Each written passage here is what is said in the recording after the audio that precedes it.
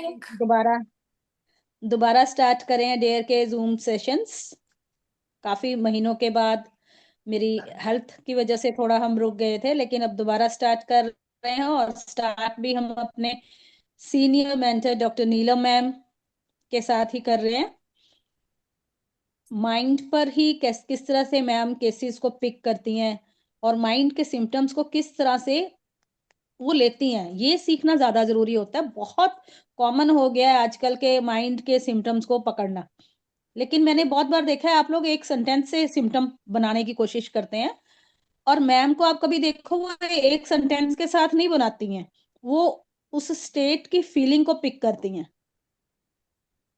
तो ये चीज मैम से जरूर सीखो जो लोग माइंड पर प्रैक्टिस करते हैं या करना चाहते हैं। ठीक है, welcome ma'am. Thank you Pramila. सबसे पहले तो डेयर की तरफ से आप सभी का स्वागत है। एंड अभी से हम दोबारा से सेशन स्टार्ट कर रहे हैं। पिछले 3-4 महीने तो हमारा गैप ही हो गया। तो आज ये जो सेशन है ये स्पेशली बिगिनर्स के लिए है कि जो बहुत सारे डॉक्टर्स ऐसे हैं कि मैम हमने अभी आपका वीडियो देखा, हमें बहुत पसंद आया, लेकिन हमें करना नहीं आता, हम क्या करें, आप बताइए किस तरह से करें। तो जो मेरी जर्नी शुरू से अब तक की रही है, एक तो हम उसको देखेंगे कि किस तरह से हमने ये माइंड को सीखना शुरू किया, क्यों ऐसा किया। तो मेरी जो ग्रेजुएशन हुई 84 में हुई, 84, 86, 7 में एक नदामपुर में डिस्पेंसरी थी रेड क्रॉस की, वो ज्वाइन की। 6 साल के बाद कोई सिलेक्शन हो गई, तो उस वजह से वो डिस्पेंसरी हमने पंजाब गवर्नमेंट को दे दी, जिसमें बहुत ज्यादा पेशेंट आया करते थे, बहुत पेशेंट देखे हैं। लेकिन नवंबर 92 में हमने पहली बार डॉक्टर एम एल सहगल जी का, जिनका बहुत ही बड़ा योगदान है, जिनको हम कभी भी भुला नहीं सकते, तो उनका लेक्चर सुनने का चंडीगढ़ में मौका मिला। जस्ट 10-20-30 लोग थे, डॉक्टर मान थे, हम थे।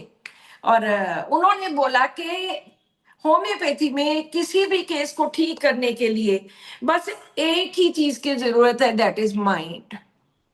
और माइंड के थ्रू हम पेशेंट को 100% ठीक कर सकते हैं, हमें किसी फिजिकल की जरूरत नहीं है। तो हम तो एग्री नहीं हुए, हमने कहा कि ये तो पॉसिबल ही नहीं है। अगर फिजिकल्स की जरूरत नहीं है तो फिजिकल्स है क्यों।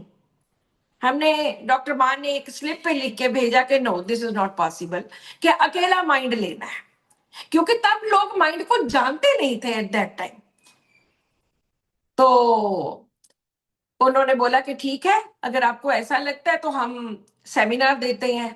उन्होंने फिर संगरूर में हमने उनका सेमिनार रखा और उनको सुना। हमने जितनी भी एक एक दो दो चीजें सुनी, पहली बार सुना था सारा कुछ, हर चीज नई थी। जितनी भी एक दो चीजें सुनी, आकर प्रैक्टिस में अप्लाई करना शुरू किया, और जब देखे रिजल्ट्स, ओ माय गॉड। चाहे एक ही केस था, एक ही केस में रिजल्ट्स मिले, पर रिजल्ट जो मिले वो बहुत ही एनकरेज करने वाले।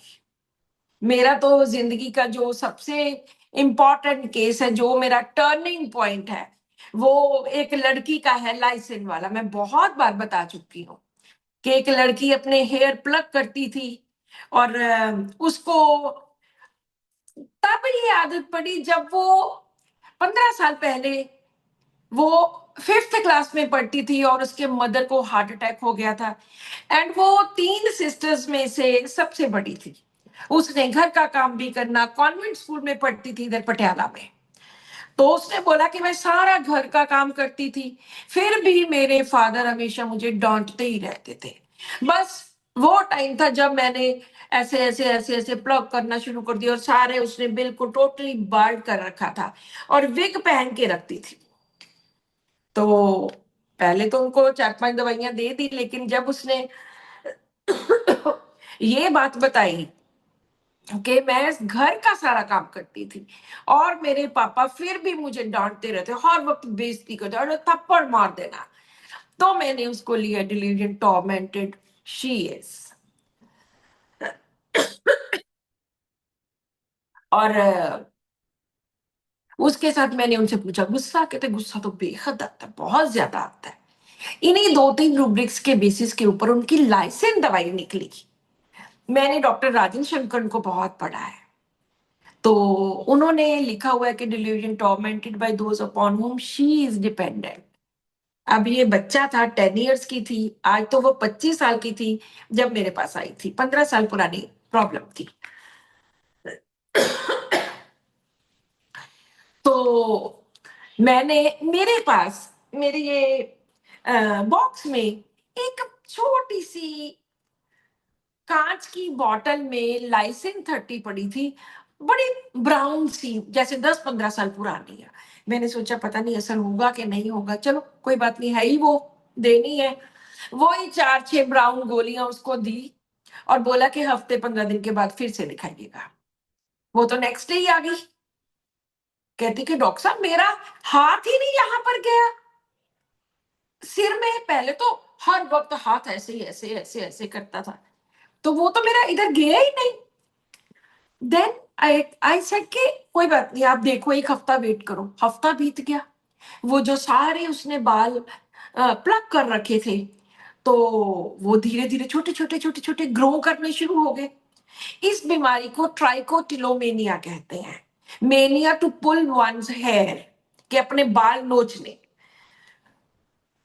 बड़ा कमाल हुआ, आई वॉज सरप्राइज्ड। तब तक मुझे 10 साल हो गए थे प्रैक्टिस करते हुए, लेकिन 10 सालों में मुझे कोई केस नहीं याद कि जिसमें कभी कोई इतना अमेजिंग रिजल्ट मिला।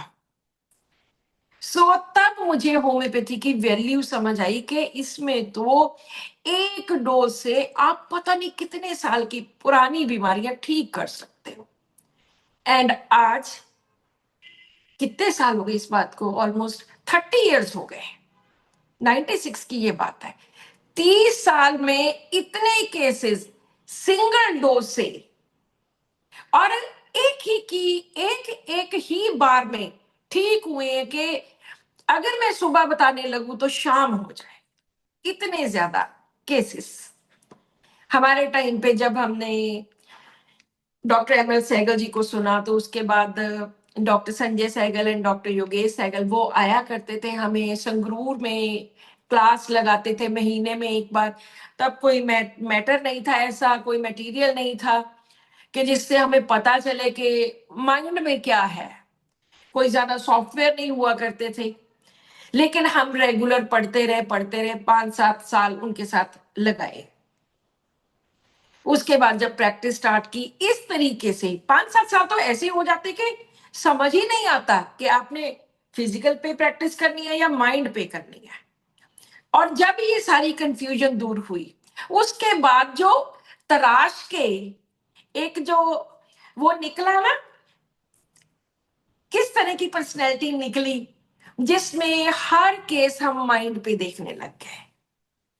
और मुझे नहीं लगता कि कोई ऐसा रूब्रिक होगा जो यूज नहीं किया होगा, कोई ऐसा रूब्रिक नहीं होगा जिसके साथ कोई कहानी नहीं होगी। तो ये माइंड का जो सिस्टम है, पहली बात, अभी डॉक्टर संजय कह रहे थे कि बड़ा मुश्किल है, मैंने कहा बिल्कुल मुश्किल नहीं है। डॉक्टर प्रोमिला ने भी बोला कि नहीं मुश्किल है, आपको आता है इसलिए आपको आसान लगता है। मैंने कहा नहीं, सच में मुश्किल नहीं है। क्यों मुश्किल नहीं है? हमने करना क्या है, हमने पेशेंट आया, आके बैठा, उसने 4 बातें की, हमने वो बातें नोट करनी है। हमने बात बात पे रूब्रिक नहीं बनाने, हमने उसकी बातें नोट करनी है, उसको अपने ध्यान में रखना है कि वो क्या चाहता है और क्यों ऐसा उसने बोला। हमारा एक PPP 3P का फॉर्मूला है, प्रेजेंट, प्रीडोमिनेंट एंड परसिस्टेंट। उसके अकॉर्डिंगली कि वो उसके प्रेजेंट में कौन कौन से प्रीडोमिनेंट एंड परसिस्टेंट रूब्रिक्स हैं, सिम्टम्स हैं, उनको हमने देखना है। और जो क्रॉनिक केसेस होते हैं उनमें हम बहुत लंबी हिस्ट्री में भी चले जाते हैं। So what he says, why he says, when he says, ये हमारे लिए बहुत ज्यादा जरूरी है। व्हाट ही सेज, क्या कहता है, उसको चाहिए क्या है। डिप्रेशन का पेशेंट है, वो डिप्रेशन से निकलना चाहता है। तो हर चीज के पीछे कोई रीजन, मेरी हर वीडियो में आपको एक चीज जरूर मिलेगी। मेरी यूट्यूब पे कम से कम 750 से 750 तक वीडियोस हैं, जिसमें 300-400 तो रूब्रिक्स ही हैं अकेले। हर वीडियो में पीछे मैंने 100 डेज 100 केसेस की जो मेरी सीरीज थी, उसमें मैंने हर केस में एक बात बताई कि आपके लिए ये जानना कितना जरूरी है कि पेशेंट की बीमारी के पीछे रीजन क्या है। हमेशा मैं एक बात कहती हूं, रीजन ही ऐसा पॉइंट है जो डीडी करेगा, जो डिफरेंस बताएगा एक मेडिसिन का दूसरी मेडिसिन से। मान लो सीधी सी बात, हम एग्जाम्पल्स लेते हैं, छोटी छोटी एग्जाम्पल्स लेते हैं। अगर किसी के मन में कोई भी क्वेरी होगी तो वो साथ के साथ या तो लिख दीजिए या अनम्यूट करके मेरे से प्लीज पूछना जरूर। तो जैसे एक रोने वाली बात लगा लो कि हम जब कॉलेज में पढ़ते थे, हमारे टीचर्स ने बताया था जब कोई आके रो पड़े तो समझो कि वो पल्साटिला है। लेकिन जब हम इस माइंड सिस्टम में आए तो हमने देखा कि अकेला पल्साटिला नहीं रोता, बहुत सारे 30-35 रोगी हैं जो रोते हैं। इग्नेशिया रोता है, नेट्रोम्योर रोता है, स्टेफी रोता है, पेट्रोलियम रोता है, बहुत सारे काली कार्ब रोता है, मडोरिनम रोता है। बहुत सारे लोग हैं जो रोते हैं, और सबके रोने का कारण अलग है। अगर आप वो कारण जान गए, समझो कि आपका केस निकल गया। आप हर बात पे पेशेंट से पूछिए कि ऐसा क्यों। मान लो कोई पेशेंट बात कर रहा है, करते करते रो पड़ा, आपको कुछ समझ नहीं आई, भी अब रोने वाली तो कोई बात थी ही नहीं। आप उनसे पूछ लीजिए कि अब रोना किस बात पे आया, आपके मन में क्या ऐसा आया जिससे आप इतना आप रो पड़े। तो पेशेंट बोलेगा अलग अलग, पल्साटिला, सीपिया, पेट्रोलियम, एंटमप्रोडम, सबकी अलग स्टोरी होगी। अगर हम पल्साटिला की बात करें, उसके मन में होता है कि डॉक्टर साहब मैं तो अकेली हूं, मुझे तो कोई पूछता ही नहीं है, डिल्यूजन एलोन, निग्लेक्टेड बीइंग। और वो इसीलिए इतनी माइल्ड एंड इतनी यील्डिंग होती है, हर एक की बात सुनती है, क्योंकि उसके मन में डर होता है कि अगर मैं इनके साथ नरमाई से पेश ना आई तो ये तो मुझे पहले ही नहीं पूछते, फिर तो इन्होंने क्या पूछना है। क्योंकि इसमें डिल्यूजन निग्लेक्टेड भी है और फियर निग्लेक्ट भी है कि मुझे आज नहीं पूछते, डिल्यूजन निग्लेक्टेड शीज। और ये मुझे लगता है कि अगर मैं ऐसे इनके साथ अच्छी तरह से बिहेव ना करूं तो ये मुझे कल भी नहीं पूछेंगे। सो इसमें एलोन का और निग्लेक्ट का फैक्टर है। अगर हम एंटोक्रोडम की बात करते हैं, वो क्यों रोता है। कुछ ही देर पुरानी बात है कि मेरे पास एक पेशेंट आए, बहुत रोए बहुत रोए बहुत रोए। पूछा हुआ क्या है, तो नहीं डॉक्टर साहब कुछ नहीं हुआ। कैसे, तो रोना नहीं आ सकता, कोई बात तो हुई है ना। कहते मेरा सिर बुरी तरह से फट रहा है, 1 महीना हो गया डॉक्टर साहब, 1 महीने से फट रहा है। ऐसे क्यों। बस डॉक्टर साहब घर की कोई ऐसी बात है। मैंने कहा देखो बात तो बतानी पड़ेगी, बात नहीं बताओगे ये बात तो प्रॉपर रीजन नहीं मिलेगा, प्रॉपर दवाई नहीं मिलेगी। तो उन्होंने बताया कि मेरा मेरे भाई के साथ भाभी के साथ कुछ मन मुटाव हो गया। और क्या बोले कि वो तो मेरा इतना छोटा भाई है, मैं तो उसको इतना प्यार करती हूँ, और उन्होंने मेरे साथ ऐसा किया। यहाँ पे एंटम क्रोडम आती है जो लव सिक होता है कि मैं तो उससे इतना प्यार करती हूँ और उन्होंने ऐसा कैसे कर दिया। हमारी ये येलो बुक है, बहुत सारे डॉक्टर्स के पास है, 5-7 बार ये पब्लिश हो चुकी है।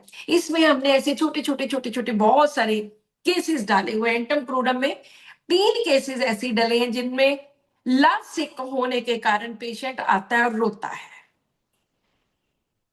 अब इग्नेशिया एंड नेट्रोम्योर क्यों रोते हैं। इग्नेशिया एंड नेट्रोम्योर दोनों में डेथ्स हुई होती है, लेकिन दोनों अलग तरीके से लेते हैं। पेट्रोलियम क्यों।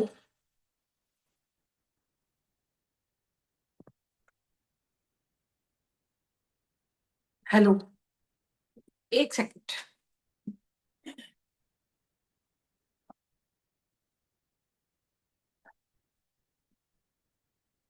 अगर हम बात करते हैं पेट्रोलियम की, वो भी आके रोएगा।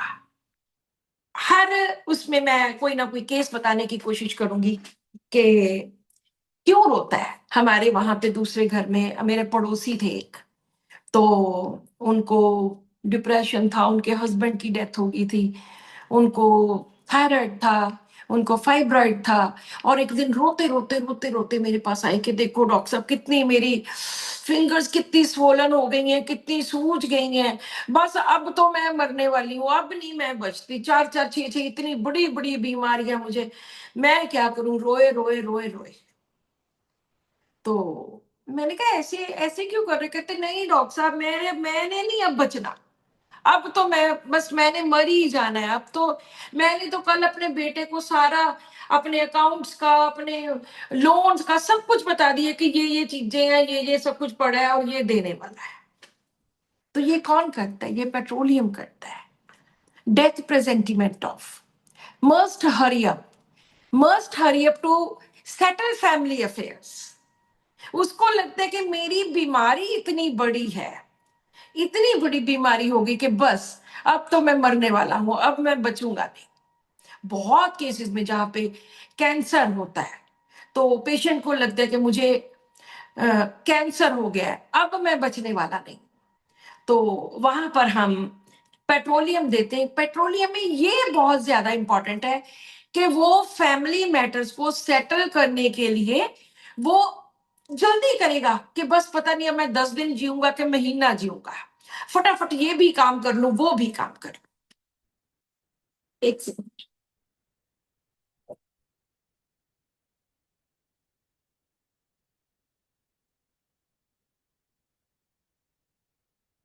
वो फोन आ गया था। अब अगर रोने की और आगे बात करते हैं, स्टेफी सेग्री आएगा, वो भी हमारे पास आके रोएगा।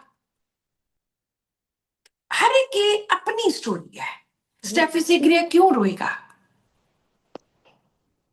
वो इसलिए रोएगा क्योंकि उसकी कहीं ना कहीं इंसल्ट हो गई, उसकी कहीं बेइज्जती हो गई। ये बहुत सारे पल्सटिला, सीपिया, स्टेफी, कैलकेरिया कार्बोपियम, बहुत सारी मेरी वीडियोस बनी हुई हैं, उनमें ये केसेस बार बार मैं बताती रहती हूँ। तो स्टेफी वाला क्यों रोएगा? क्योंकि उसको लगता है कि मेरी बेइज्जती हुई है। एक केस बताती हूँ। एक लड़की, वो मुझे फोन करती है रात को, पहले भी वो मेरे से दवाई लेते रहते हैं कि डॉक्टर साहब मेरी पीठ बहुत दर्द हो रही है, और मेरे ଏଠି मॉम ने ତମର मुझे ଜଣେ ପଡୁନି ନା ଖେଳ ତୁ ଭଦ୍ରକ मेरे ହଁ ଯା ଶୋ। मेरे मॉम ने मुझे बहुत सारी दवाइयां दी, लेकिन कोई फर्क नहीं पड़ा। तो मैंने कहा हुई क्यों है? कहती डॉक्टर साहब बताना पड़ेगा। मैंने कहा ऑफ कोर्स बताना पड़ेगा। तो उन्होंने बोला कि डॉक्टर साहब कल हम रात को, कल नहीं सॉरी 1 महीना पहले हम रात को खाना खा रहे थे, तो पता नहीं मेरी और पापा की किस बात पे बहस हो गई, पापा ने पड़क से थप्पड़ मारा मेरे। सर्वेंट मेरे आसपास खड़े हैं, खाना खिला रहे हैं, आई एम 25 years old, और मेरे थप्पड़ मारा। मैंने कहा स्टेफी सेग्रिया ले लो, 30 है 30 ले लो, 200 है 200 ले लो, और मुझे 2-3 दिन में बताना। अगले दिन उसका सुबह फोन आता है कि डॉक्टर स्टेफी ली थी, रात रात में ही 90% से ज्यादा फर्क पड़ गया। जब हम रीजन ढूंढ के किसी चीज का, किसी भी बीमारी का इलाज करते हैं, तो मुझे लगता है कि बेस्ट रिजल्ट मिलते हैं। एक और केस बताती हूँ स्टेफी का। एक लेडी आई मेरे पास यहाँ पे, आके रोए रोए रोए, ये हुआ क्या? तो डॉक्टर साहब 6 महीने हो गए मैं ऐसे बीमार पड़ी हूँ, और मेरे से कोई काम नहीं होता, मैं हिल नहीं सकती, मैं चल नहीं सकती, मैं उठ नहीं सकती, मैं घर में खाना नहीं बच्चों का बना सकती। क्यों नहीं बना सकते? हुआ क्या है? 6 महीने 8 महीने पहले क्या हुआ ऐसा? तो नहीं डॉक्टर साहब मैं वो बता नहीं सकती। अरे बताओगे नहीं तो फिर ऐसे कैसे, मुझे कैसे पता चलेगा क्या रीजन है? कहती डॉक्टर साहब चलो अगर बताना है तो सुनो। 6-7 महीने पहले मेरा फोन पड़ा था, मेरे हस्बैंड ने मेरा फोन उठा लिया, उन्होंने फेसबुक चला लिया, ऐसे ओपन ही रहता है, मैं कौन सा कोई उस पे लॉक लगाया होता है, खुला ही पड़ा था, उसमें मेरे उन्होंने 150-200 मेरे फ्रेंड्स देख लिए, फेसबुक फ्रेंड्स। वो तो लड़ पड़े, इतनी लड़ाई की, मेरे बच्चों के सामने मेरी इतनी इंसल्ट की कि मैं आज तक उठ नहीं पाई। मैंने उनको समझाया कि ऐसी कोई बात नहीं है, ऐसा कुछ नहीं है, तुम्हारे 150 फ्रेंड्स बने कैसे, किस किस से बात करती हो, पता नहीं क्या क्या बोले। वो दिन गया, आज का दिन आया, मैं बेड के ऊपर पड़ी, अगेन स्टेफी सेग्रिया दी, अगले ही हफ्ते आते हैं, कहते डॉक्टर साहब बड़ी बहुत अच्छी मेडिसिन दी थी और मैं बिल्कुल 100% ही समझो कि ठीक हो गई। सो इतने स्ट्रेट और क्लियर सिम्टम्स मिलते हैं क्योंकि हम ढूंढ रहे होते हैं कि वो बोलेगा क्या। एक बच्चे का केस, चलो छोटा सा बच्चा, हम स्टेफिसेग्रिया के रोने की बात करते हैं। एक छोटा सा बच्चा 5 साल का, उसकी दादी आई मेरे पास बच्चे को लेके, कहती जी बच्चे का नाक बह रहा है, इसको जुकाम हो गया है और नाक बहुत ज्यादा, नाक और गला ऐसा हो गया। मैंने कहा कोई बात नहीं। तो कहते जी 5 दिन हो गए स्कूल नहीं गया। स्कूल नहीं गया, क्यों नहीं गया? तो नहीं जी स्कूल नहीं जाता। क्यों नहीं जाता स्कूल? कहते जी नाक बहता है, बाकी के आसपास वाले बच्चे छेड़ते हैं इसको कि क्या इसका नाक बह रहा है, ये इतनी बेइज्जती समझता है जिस वजह से स्कूल नहीं जाता। अब जुकाम के लिए तो कोई भी हो सकती है, एकोनाइट, बेलाडोना, आर्सेनिक, एरिया, जो मर्जी दे दो, लेकिन मैंने उसको स्टेफिसेग्रिया दी। और अगली बार दादी अकेली आती है, कहती डॉक्टर साहब एक आधे दिन में वो जुकाम जुकाम ठीक हो गया, हफ्ते की दवाई और दे दो, और बच्चा अगले दिन से स्कूल जाना शुरू हो गया था। कितनी बड़ी बात है कि इन छोटी छोटी चीजों में हम इतने बड़े केसेस निकाल देते हैं। इसके लिए मान लो आपने आप चाहते हो कि मैं इसमें परफेक्ट हूं, इस सिस्टम में, माइंड में, या मुझे इसमें सक्सेस मिले, उसके लिए 2-3 चीजें बहुत इंपॉर्टेंट आप नोट कर लीजिए। पहली बात, रेपर्टरी को रोज 1 से 2 घंटे पढ़िए, क्योंकि अगर हमें रूब्रिक्स पता होंगे, अगर हम रेपर्टरी बार बार पढ़ेंगे, तभी हमें चाहे याद ना रहे, लेकिन कभी आपके पास कोई पेशेंट आएगा तो आपके दिमाग में एक बात जरूर आएगी कि कुछ ऐसा पढ़ा था, कुछ मैडम का ऐसा केस देखा था, कुछ ऐसा था। तो आप अपने लैपटॉप पे जब टाइप करेंगे तो 2-4 रूब्रिक्स उसके साथ रिलेटेड आ जाएंगे।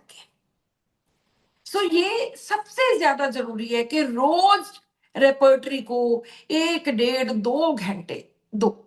दूसरी बात, पढ़ना कैसे है?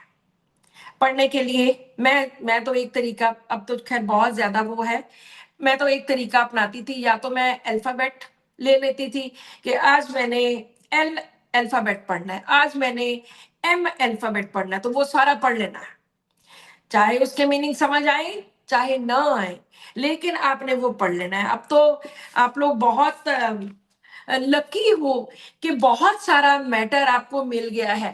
और ये जो मेरी गाइड है रेपर्टरी होम्योपैथी की, गाइड टू रूब्रिक्स, जिसमें मैंने पूरी सिंथेसिस रेपर्टरी को पूरी की पूरी एक्सप्लेन किया है इन हिंदी एंड इन इंग्लिश, ताकि आपको मीनिंग्स ढूंढने के लिए बार बार डिक्शनरी ना फरोलनी पड़े।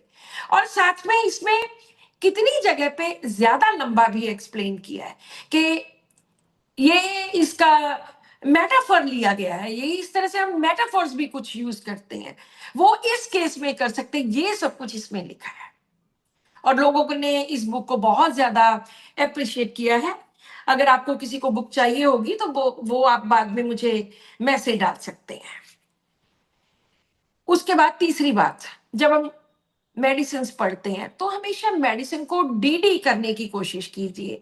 डीडी करना होता है एक मेडिसिन को दूसरी मेडिसिन से डिफरेंशिएट कैसे करेंगे। ऐसे तो सबको पता है, एकोनाइट ऐसी होती है, आर्सेनिक ऐसी होती है, बेलेडोना ऐसी होती है, लेकिन जैसे हर मेडिसिन रीजन के कारण डिफरेंट होती है। कार्सिनोसिन की साइकी किस तरह की होती है, पल्साटेला की किस तरह की होती है, तो वो डीडी करना बहुत ज्यादा जरूरी होता है। तो ये 3-4 चीजें, और जो मैंने बोला कि 700 से ज्यादा वीडियोस हैं, वो आप देखिए। उनमें बहुत जगह पे मैं डीडी करती हूँ कि इसमें हम ये लेंगे, ये नहीं लेंगे। तो अभी हम बात कर रहे थे रोने वाली, कि रोने में अब एक और बंदा है जो आके रोता है। वो क्या बोलती है आके कि डॉक्टर साहब सारी उम्र में इतनी जिम्मेदारी निभाई, इतनी जिम्मेदारी निभाई इन सब लोगों का करते करते, आज मैं बिल्कुल अकेली रह गई हूं। ना मेरे पास हिम्मत है, ना मेरे पास कुछ और करने का करेज है, ना मेरे पास पैसा है, घर वाले हैं वो भी नहीं है। आज मैं handle things any more can not. मेरे साथ वैसे भी धोखा हुआ है, एलोन है, पुअर है, डिसीव्ड है। आज वो सब कुछ नहीं कर सकती। She can not handle things any more. और इसी बेसिस के ऊपर हम उसकी मेडिसिन निकालते हैं, बेम्बूजा। बेम्बूजा एक बैम्बू ट्री से, जो बांस होता है, उस ट्री से बनी हुई मेडिसिन है, बहुत ज्यादा इफेक्टिव है। बैक पेन के केसेस में, जहां पे ये फीलिंग होती है कि मैं तो अकेली रह गई, और रोएगी आपके पास आके। सो हर मेडिसिन का रोना अलग होता है, दूसरी मेडिसिन अलग तरीके से रोएगी। मेडोरिना में रोए बिना कोई बात ही नहीं करता, पल्साटिला रोए बिना कि मैं अकेली रह गई, कोई बात ही नहीं करती। सो इस तरह से ये बहुत छोटी छोटी सी चीजें हैं जिनको हम कंसिडर करते हैं।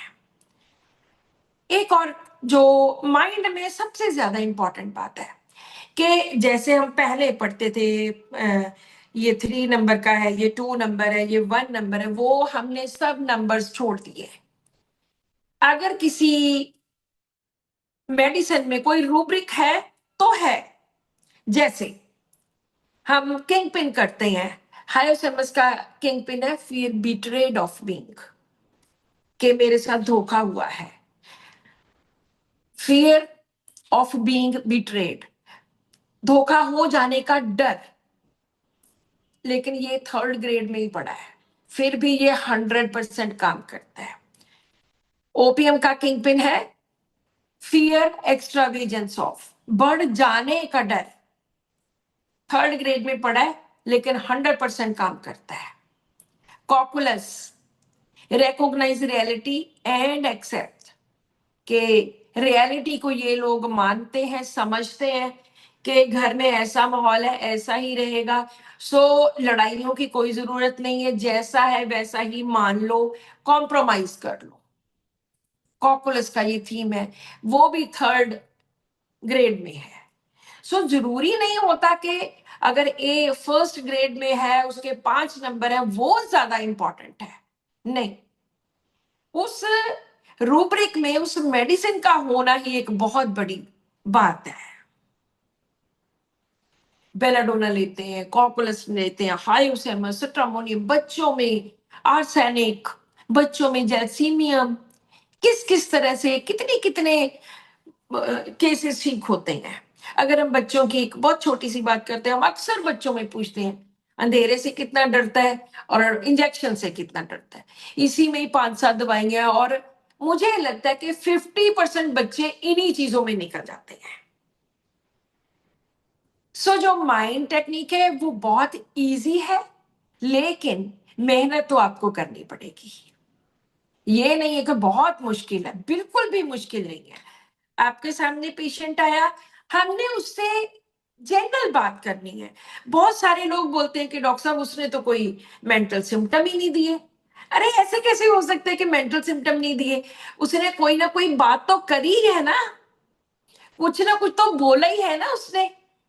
जो बोला है, मान लो एक पेशेंट आपको लगता है बड़ा रिजर्व है, बड़ा इंट्रोवर्ट सा काइंड का है, कि ज्यादा बोलता नहीं है, आप उससे उसकी डेली रूटीन के बारे में पूछिए कि सुबह कितने बजे उठते हो, क्या करते हो, उसके काम काज के बारे में पूछिए, उसकी फैमिली के बारे में पूछिए, उसकी हॉबीज के बारे में पूछिए। बड़ी ऐसी चीजें हैं जो हम उनसे पूछ सकते हैं और वो जवाब देंगे। उन्हीं में से उनकी सारी उनकी साइकी क्लियर हो जाएगी। ऐसा कोई भी नहीं होता जिसमें माइंड सिम्टम्स नहीं मिलते, मतलब ही नहीं है। उससे उसका गुस्सा पूछिए, उससे उसकी जिंदगी की कोई घटना, कोई दुर्घटना जिसने उसके ऊपर बहुत ज्यादा असर डाला है वो पूछिए। उससे पूछिए कि आप में सबसे अच्छी बात आप में क्या है या सबसे बुरी बात आप में क्या है। ऐसे नहीं होता कि कोई सिम्टम्स नहीं देता। अगर पेशेंट नहीं बोलता है, बहुत कम बोलता है, तो इन चीजों में 7-8 चीजों में जवाब तो वो जरूर देगा। लोग ये भी बोलते हैं कि डॉक्टर्स के बच्चों में तो बहुत मुश्किल है, बच्चों में कहा। तो मैं कहती हूँ कि बच्चों में तो सबसे इजी है। पूछो क्यों? क्योंकि जो बच्चों का केस होता है ना, उसके माँ बाप बिल्कुल प्योर, जो वर्शंस होती हैं बिल्कुल प्योर होती हैं। जब हम उनसे उनके गुस्से के बारे में पूछते हैं तो वो छुपा छुपू के बताते हैं। गुस्सा तो डॉक्टर साहब आता है, लेकिन आप ये देखिए ना किन बातों पे आता है, और बड़ा उसको वो लपेट के किसी चीज में इस तरह से दिखाएंगे। लेकिन जब बच्चों की बात होती है, बिल्कुल प्योर, बिल्कुल क्लीन सिम्टम्स होते हैं।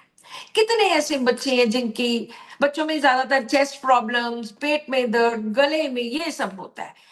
तो कितने ऐसे लोग हैं जिनके बच्चे लो इम्यूनिटी की वजह से अस्पताल में कितनी कितनी देर दाखिल, हर 15 दिन के बाद अस्पताल, हर 15 दिन के बाद अस्पताल। और जब हमने मेडिसिन दी तो मुझे लगता है कि 6-8 महीनों में ही बच्चा बिल्कुल ठीक हो गया। और अगली बार जब उसको मान लो चेंज ऑफ वेदर में आता है, उसका जो भी अटैक आता है, खांसी का लगा लो, गले का लगा लो, तो जो अगर पहले वो 100% होता था, जब हमारी दवाई लेने के बाद उसकी इम्यूनिटी इतनी ज्यादा बढ़ जाती है कि वो बस 10-20% ही आएगा अगली बार। क्योंकि ये पक्का नहीं होता कि एक ही बार में, हो सकता है अगली बार के सीजन में सिर्फ 10% आए। इस तरह से हम इन केसेस को ठीक करते हैं, इन केसेस को देखते हैं, अंडरस्टैंड करते हैं।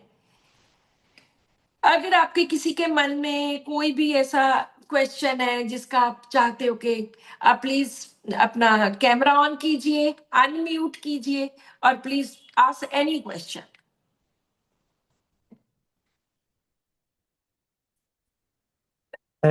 डॉक्टर नीलम जी नमस्कार। जी नमस्कार। मेरा नाम अशोक है। जी मेरे छोटे से 2 सवाल हैं, जी शायद 3 भी हो सकते हैं, लेकिन पहले 2 जरूरी। जी एक तो हमारे कुलीग डॉक्टर पहले आपसे दवाई पूछ रहे थे, जरा कॉन्ट्राडिक्टिव हमारा सवाल भी है। जो पूछ रहे थे ना कि कोई दवाई बता दो, फिर इंसिस्ट कर रहे थे फिर दवाई बता दो, ये करो, क्योंकि उनके पेशेंट जो है वो बच्चे के लेने के लिए हक में लेडी नहीं है, लेकिन वगैरह वगैरह, जो हस्बैंड की बात। मैं ये पूछूंगा आपसे, इतनी बड़ी प्रैक्टिस, इतना बड़ा एक्सपीरियंस है आपका, हम अक्सर देखते हैं अपने जीवन के इतने बड़े एक्सपीरियंस में कि लोग जो हैं, लेडीज या कपल, बच्चे को लेने के लिए इतनी ट्रबल करते हैं। हमारे राजाओं ने कितनी ट्रबल सही होगी बच्चा लेने के लिए। हमारे पेशेंट्स ऑल ओवर इंडिया, कहीं दूर जो इनफर्टिलिटी हॉस्पिटल्स हैं जी साउथ में, वहाँ जी जाते हैं, वो कितनी प्रेयर्स करते हैं, पैसे जी खर्चते हैं कि हमारे बच्चा हो जाए। और वो स्पेशली डॉक्टर की बात करें, हम जो प्रैक्टिशनर हैं, हम करते हैं, हम ये जी नहीं कहते कि ये बात करो। And still our colleague was insisting to tell that please हमें वो बात बताओ कि उनके बच्चा ना हो। आप इस बात को किस ढंग से देखते हो? नहीं, जो डॉक्टर प्रोमिला ने क्वेश्चन पूछा है आप उसकी बात कर रहे हो, जी है ना? जी जी जी जी, उनकी हाँ, बात कर। तो पहली बात तो उन्होंने एक केस की तरह बात नहीं की थी। उन्होंने पूछा कि कोई क्या होम्योपैथी में कोई ऐसा कॉन्ट्रासेप्टिव होता है जो हम जी यूज कर सकते हैं, क्योंकि लेडी नहीं चाहती कि बच्चा हो, क्योंकि उसका भी बच्चा 5 महीने का है। बिल्कुल ठीक। तो वो अभी, लेकिन हस्बैंड है, उसको है कि नहीं बच्चा हो बच्चा हो। पहली बात तो अभी तो हम लोग भी ये ऐसा ही सोचते हैं कि कम से कम 3 साल का डिफरेंस तो बच्चों में होना चाहिए। जो उनका क्वेश्चन था कि कोई कॉन्ट्रासेप्टिव है क्या होम्योपैथी में, मैंने कभी यूज नहीं किया, ना ही कभी आकर किसी ने मांगा है। जी तो जी। लेकिन मैंने एक बार बहुत पहले पढ़ा था कि नेट्रोम्योर ऐसी मेडिसिन है जो कॉन्ट्रासेप्टिव की का काम करती है। दूसरी बात, उनको समझने के लिए, दोनों को समझने के लिए, दोनों की साइकी, मेल और फीमेल, फीमेल हम्म। अपनी जगह पे बिल्कुल राइट है कि अभी 5 महीने का बच्चा है, अभी फिर से प्रेग्नेंट हो जाएगी, फिर से उसको दोबारा से वही सारा प्रोसेस, और ऑफ जब कोर्स। तक अगला बच्चा आएगा तब तक ये बच्चा बड़ी मुश्किल से 1.25 साल का होगा। तो वो डेफिनेटली। बर्डन लेडी के ऊपर पड़ेगा, ओवर रिस्पॉन्सिबिलिटी होगी। तो हम जी इस जी। तरीके से भी सोच सकते हैं। वो तो ऑलराइट। उससे बात करके तभी हम सिम्टम्स निकाल सकते हैं कि वो क्या सोचती है। जी जी जी doctor, thank you very much. जी जी अब दूसरा सवाल ये है जी जी कि आपने रोने की ही सारी सिस्टम के बारे में बताया, सिम्टम्स हैं, रेमेडीज है। मैं अपनी ही एग्जांपल ले लूं, अगर पेशेंट्स को हम देखते हैं रोते हैं, sepia, pulsatilla, this and that, everything is very correct, it happens हमारी प्रैक्टिस में। अक्सर पेशेंट आके रोते, स्पेशली लेडीज के, लिहाजा काफी बार बात हुई। जी मैं कहूँ कि मेरे साथ अक्सर ये होता है कि जब हम इमोशनल सॉन्ग्स या कोई भी कथा हो रही है या कृष्ण की कथा हो रही, हमारा अपने माताजी से बड़ा ज्यादा लगाव था, लेकिन अक्सर ना चाहते हुए भी ऐसे इमोशनल वीपिंग आती है।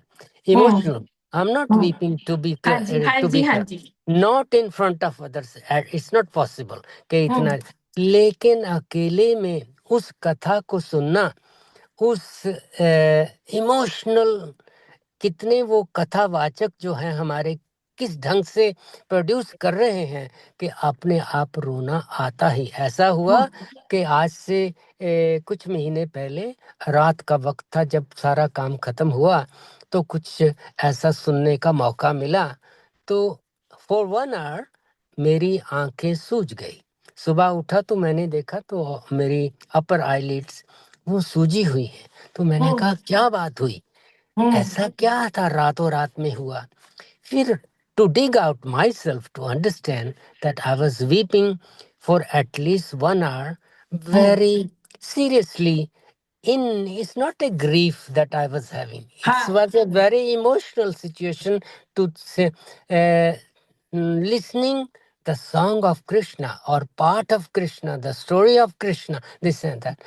How you will look at this situations of the patient. मुझे आप पेशेंट स्टूडेंट हो आपका, मैं मुझे वो देखो, इमेजिन करो, तो आप बताओ, डिस्टिंग्विश करके बताओ हमें, एक्सप्लेन करने के लिए कि मैं किस स्टेज पे हूँ, क्या है जो मुझे इतना रोना आ जाता जी है, जी लेकिन जी अकेले में।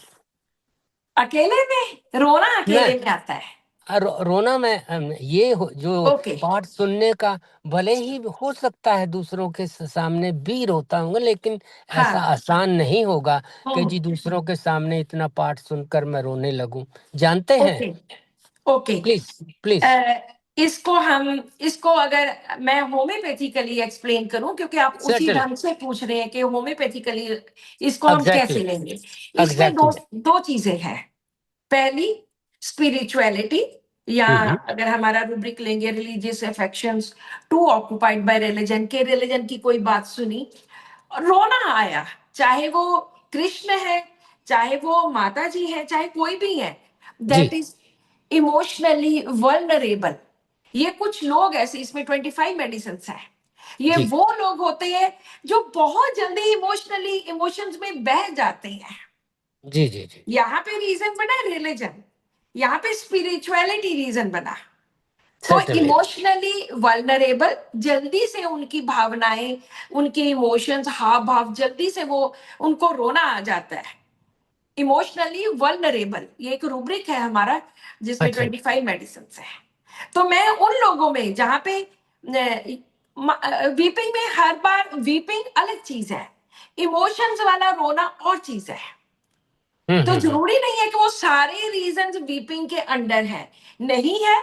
Emotionally vulnerable and number 2 religious affections to occupied by religion.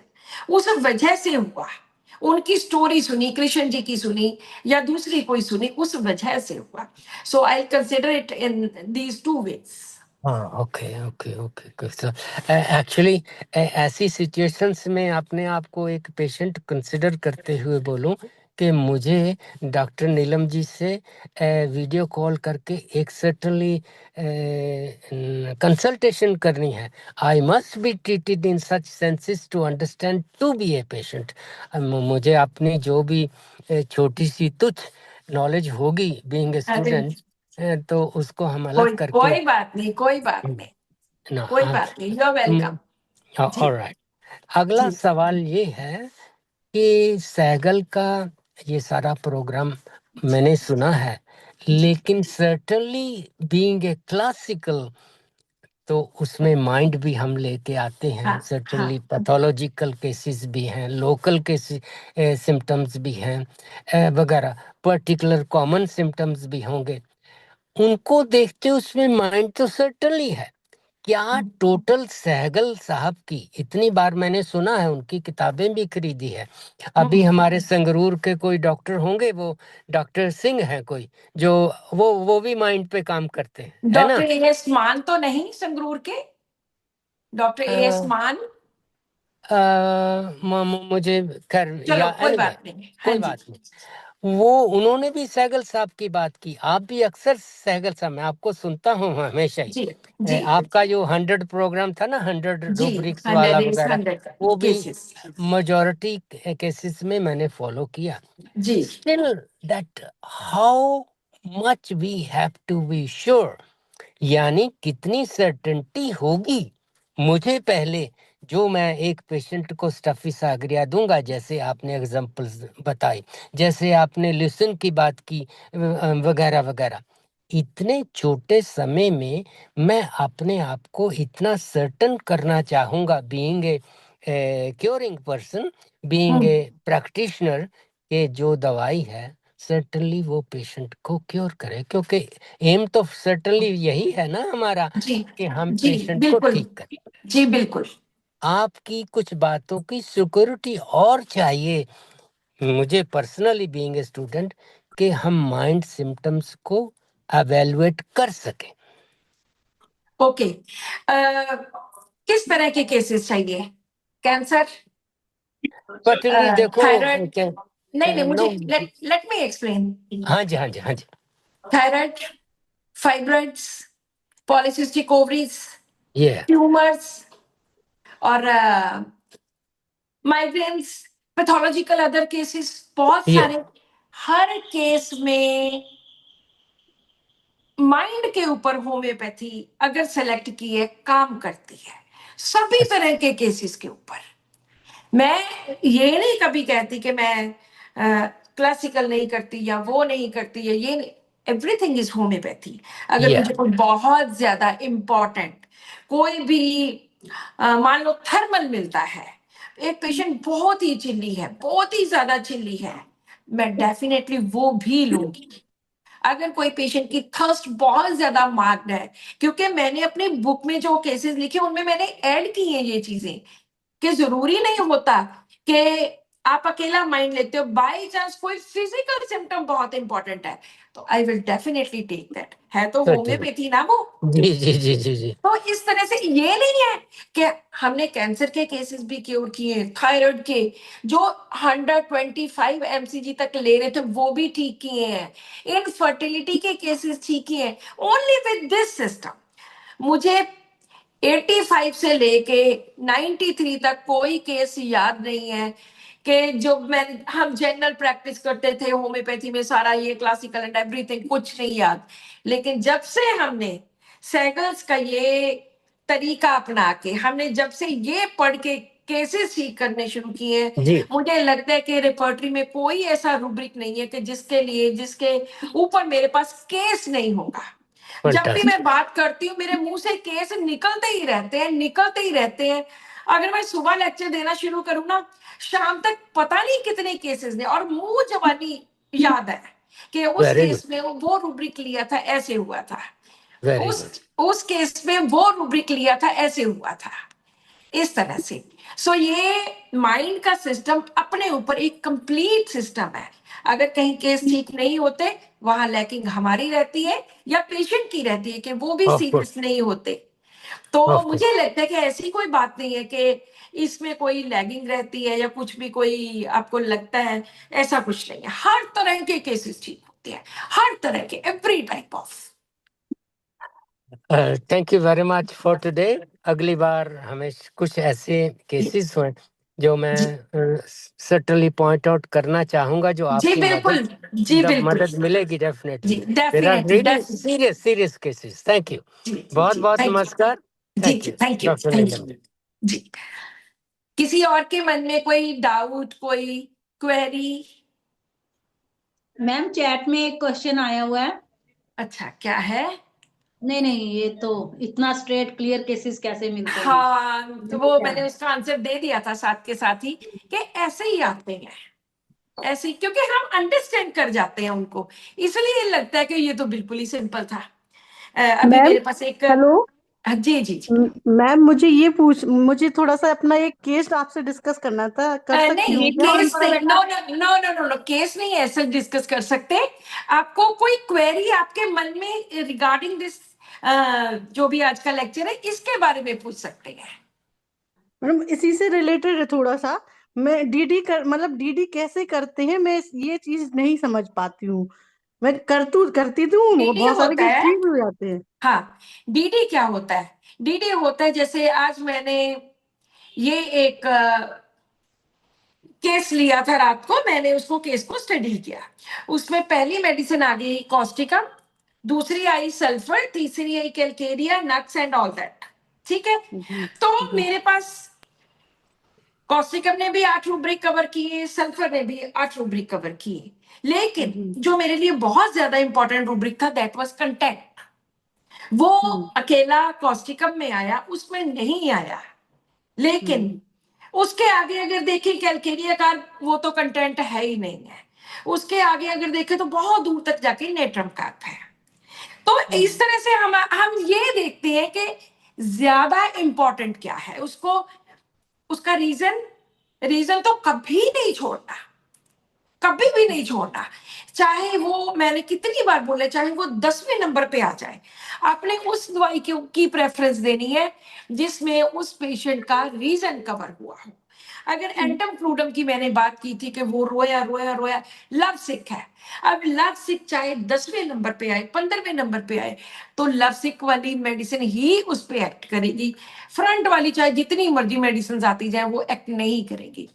DD करने का सबसे अच्छा तरीका कि उनमें से ये देखो कि कौन सा रूब्रिक पहली में है, दूसरी में है, तीसरी है, चौथी में है, और कौन सा इंपॉर्टेंट है जिसको हम बिल्कुल भी छोड़ नहीं सकते। जिसको नहीं छोड़ सकते उसी को रखना ही रखना है। इस तरह से हम डीडी करते हैं। जी। लेकिन मैम ये जैसे मान लो कोई जनरल सिम्टम्स हुआ, मान लो हाँ किसी को हेमरॉइड्स हुआ और वो हाँ आफ्टर डिलीवरी आया है, तो हाँ एक रूब्रिक से रेक्टम हेमरॉइड्स डिलीवरी आफ्टर, उसमें सिर्फ 4 मेडिसिन है। और हाँ मैंने मान लो 8 सिम्टम्स माइंड के लिए, माइंड के 8 सिम्टम्स उसने कवर किए हैं उस हाँ मेडिसिन ने। और हाँ, ये इनमें से जो मेन रूब्रिक है हेमरॉइड से डिलीवरी आफ्टर, उसमें जो 4 मेडिसिन है वो कोई भी रूब्रिक कवर नहीं कर रहे हैं नहीं वो नहीं, मेडिसिन। फिर नहीं, देखो दो चीजें हैं, या तो आप बिल्कुल यही सोच लो, मैंने जो पहला केस अपना बताया, जिसमें वो अपने हेयर प्लग करती थी, वो मैंने बहुत शुरू का फर्स्ट केस है, उसमें 4 मेडिसिन है, pull hair desire to, belladonna, tarentula, और 2 मेडिसिन है। मैंने चारों मेडिसिन दी, कोई असर नहीं हुआ। लेकिन जब मैंने वो रीजन लगाया कि मेरे मेरे मैं घर का सारा काम करती थी, पापा फिर भी मुझे डांटते थे, फिर भी मुझे थप्पड़ मार देते थे, तो वहां पे उसकी क्लैरिटी हुई, उस दिन वो ठीक हुई जब उसका ये रीजन पता चला। अब अगर ये रीजन बहुत ज्यादा इंपॉर्टेंट है, जो हेमोराइड्स जी ड्यूरिंग प्रेगनेंसी और आफ्टर प्रेगनेंसी जो भी है, अगर ये जी बहुत ज्यादा इंपॉर्टेंट है, उसके इर्द गिर्द हुआ ही नहीं कभी भी उसको ये प्रॉब्लम, तो हम इसको तो जरूर कंसीडर करेंगे करेंगे। हो जी सकता मैडम। है माइंड तो बहुत बड़ा है, हो सकता है हमने माइंड में थेराप्यूटिकली कुछ इस तरह की 4 बातें की जिसमें वो नहीं आए, लेकिन लेकिन चारों मेडिसिन का माइंड देखिए, चारों मेडिसिन में से किसका माइंड उसको ज्यादा सूट करता है, कौन सी ऐसे रूब्रिक्स है जो उन चारों मेडिसिन में। मैडम अगर जैसे चार मेडिसिन में से किसी एक मेडिसिन ने 8 रुब्रिक कवर किए हैं और किसी हाँ, ने दो या 3 दो रुब्रिक दो कवर दो किए, जो 8 वाली होगी तो वो मेडिसिन होगी ना आपके हिसाब से? हाँ बिल्कुल बिल्कुल वो होनी चाहिए, लेकिन अगर कोई मेडिसिन 8 के बाद 6 आ गए, लेकिन 6 वाली ने रीजन कवर किया है, पहले हाँ वाली ने 8 वाली ने रीजन नहीं कवर किया, इधर उधर से हमने लिए हैं, लेकिन जी अगर 6 वाली ने रीजन कवर किया है तो हम 6 वाली मेडिसिन लेंगे, 8 वाली नहीं लेंगे। हमने नंबर्स पे नहीं जाना कि इसने इतने रूब्रिक कर दी, इसने इतने, हमने ये देखना है कि उसमें सबसे इंपॉर्टेंट क्या चीज थी और वो उसने कवर की है इस मेडिसिन ने, तो हम वो मेडिसिन देंगे। लेकिन मैडम इसमें रीजन जो ये हेमराइड प्रेग्नेंट डिलीवरी के बाद जो हेमराइड्स हुए यही रीजन हुआ ना इस हाँ केस में, और हाँ इसने और कुछ बिल्कुल तो यही बताया जो? रीजन है। हाँ तो इसमें 4 मेडिसिन है, यही मैं पूछना चाह रही थी। इसमें जैसे 4 मेडिसिन है, अब इसमें से जो मेडिसिन सबसे ज्यादा रुब्रिक कवर कर रही है विथ रीजन, हाँ उसको लेंगे ना हम अपन हाँ इसमें? बिल्कुल उसको लेंगे, बिल्कुल उसकी साइकी में मिलनी चाहिए, पेशेंट के साइकी से जो मेडिसिन है, या तो जी फिजिकल जी पे ही कर लो टोटल, वो कोई बात नहीं है, फिजिकल पे कौन सा रिजल्ट नहीं मिलते, या तो बिल्कुल हाँ फिजिकल ले लो। लेकिन अगर कोई आपको लग रहा है कि उसका फलानी मेडिसिन का माइंड बिल्कुल डिट्टो उसके जैसा, तो आप वो मेडिसिन को, चारों में से उस मेडिसिन को प्रेफरेंस दे सकते हैं। जी जी, कौन कौन थैंक सी यू मैम। मेडिसिन होंगे 4 बाहर? हाँ हाँ कौन सी वो मेडिसिन है? वो मैं बताती हूँ। एक तो कालीकार्ब है, एक लीलियम टिग है, एपिस मेलिफिका और एलोज, ये 4 मेडिसिन है haemorrhoid, rectum haemorrhoid collinsonia, delivery after. Collinsonia एक बार चेक करो। कॉलिनसोनिया इसमें नहीं है। कॉलिनसोनिया नहीं है। कॉलिनसोनिया में during pregnancy and after delivery mark natrum mur है, ब्लड, नाइट्रमोर। हाँ नेट्राम्यूर में हेमोराइड्स, भी है। Haemorrhoids during pregnancy. हाँ ड्यूरिंग हेमराइड नहीं है, during after pregnancy, after delivery है, आफ्टर डिलीवरी। आफ्टर डिलीवरी और ड्यूरिंग प्रेगनेंसी कॉलिनसोनिया में भी है बेटा। जी जी जी। लेकिन मैम इसमें जो मैं सिंथेसिस लिबर्टी यूज कर रही हूँ इसमें नहीं है ये वाला कॉलिनसोनिया। यहाँ पे मेरे पास है हेमोराइड्स डिलीवरी पार्चुरेशन आफ्टर, तो जी इसमें जी 10 मेडिसिन है, अच्छा। 10 मेडिसिन है। डिलीवरी कैसे हुई है उनकी, नॉर्मल या उसकी सिजेरियन? डिलीवरी नॉर्मल हुई है डिलीवरी। हाँ उसका एक्चुअली उसमें हार्ड स्टूल होता है और सबसे ज्यादा उसके मन में पेन भरा हुआ है। वो कहती है कि मुझे इतना ज्यादा पेन है और मुझे डर लगता है कि यस, मैं। यही तो है। ये एक सिम्टम है, ये सल्फर का सिम्टम है कि स्टूल इतना पेनफुल होता है कि स्टूल पास करने से उसको डर लगता है। जी जी जी ये मैम जी। फियर के अंडर है, सल्फर है, उसकी एक ही मेडिसिन है कि ओपीएम में भी डरता है ही ना मैम? बहुत है।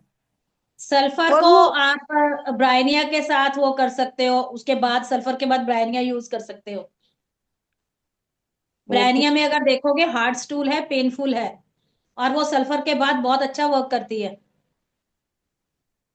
ओके और ओके और मैम। सल्फर तो एक ये कॉन्ट्रेस्ट मेडिसिन है, इसमें तो माइंड के तो ढेरों के ढेरों रूब्रिक्स पड़े हुए हैं।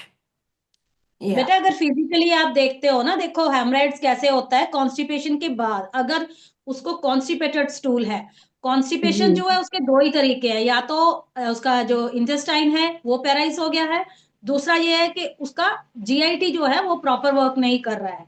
इसका जी स्टूल जी आप हार्ड कह रहे हो, इट मीन्स कि उसका जीआईटी अच्छा वर्क नहीं कर रहा है, तो वो मेडिसिन मैं फिजिकल लेवल पे वर्क करती हूँ, तो मैं उसी तरीके से गाइड कर रही हूँ। वो मेडिसिन चाहिए जो जीआईटी को पुश कर दे, मतलब फाइबर हम्म। फूड हो जिसमें पानी की कमी हो। इसीलिए हम्म। सल्फर के बाद अगर ब्रायनिया से आप इसको चलाओगे इस केस को, तो ब्रायनिया में अगर देखोगे वहां पे पानी की कमी रहती है, जी। इसलिए वो पानी ज्यादा पीता है ना, उसमें हाँ स्टूल हाँ हाँ। हार्ड रहता लेकिन इसमें ये थर्स्टलेस है, ये जो लेडी है वो थर्स्टलेस है, बिल्कुल उसको प्यास नहीं लगती जब से उसकी है। डिलीवरी हुई है, पायल्स हुए हैं उसको।